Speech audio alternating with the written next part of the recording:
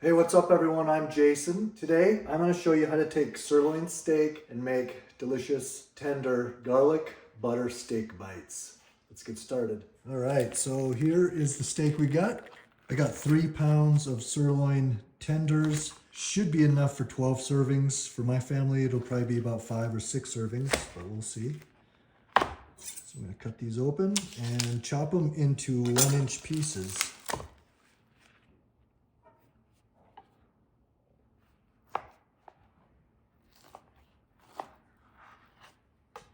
All right, I'm gonna throw these in a bowl. All right, we got our 3 pounds of sirloin chopped up.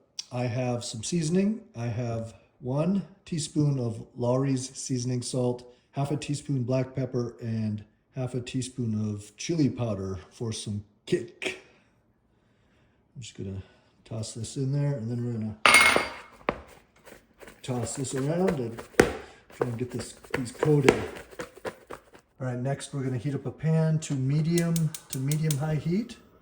And we are gonna use beef tallow for our oil. It's a little bit hard, but it'll soften up. All right, we're gonna put our beef bites in this pan. The oil's hot now.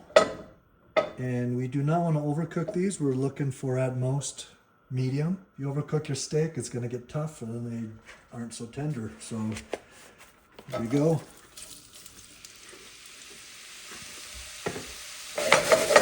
Okay, I'm gonna keep stirring this up. My pan's a little overcrowded, but that's okay. As long as we keep moving this around.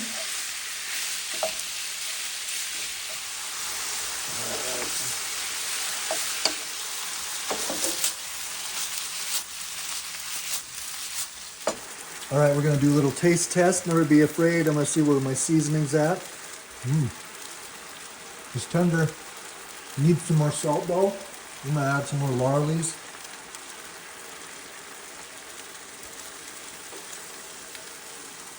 Okay, at this point, I'm gonna shut the heat off and I'm gonna take this off the heat. Next, this is what's going to turn it into butter garlic steak bites. So we got 6 tablespoons of butter. I'll turn our heat back on medium. Now that my butter is almost all melted, I'm going to take 3 cloves of minced garlic. Stir that up. And I'm going to go until I can smell that garlic getting fragrant. All right, now that garlic is starting to give off some flavor, some smell, shut the heat off. And I'm going to dump my steak bites back in. All right, now it's looking good and buttery. All right, we're gonna shut up the heat. We're gonna add this to our pan. All right, we're gonna quick chop up some parsley, fresh parsley. Add.